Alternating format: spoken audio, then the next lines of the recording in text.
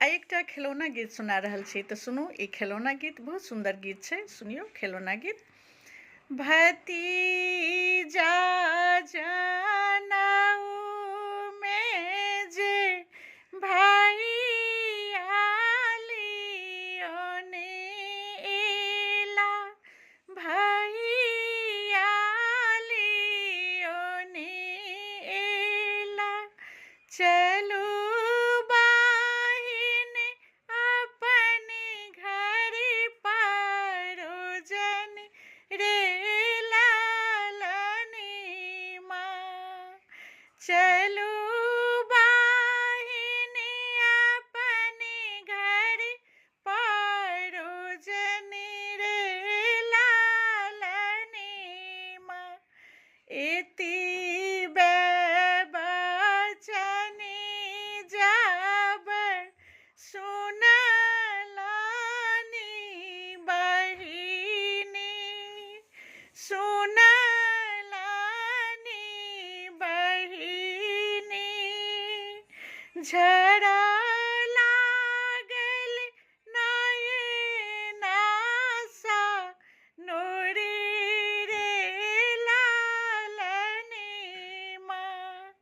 झरा लागल नयना सा नोरी रे लालनी माँ।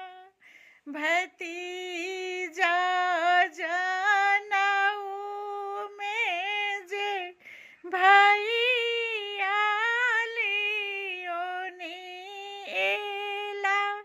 चलू बहिन अपने घर परोजन रे लालनी माँ।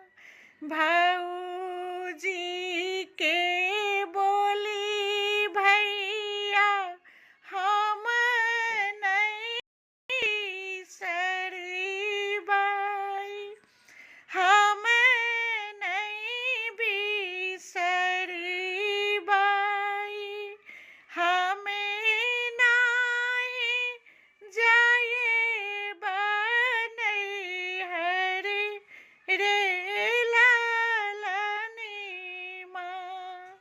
हमें नहीं जाएब नैहर रे लालनी माँ।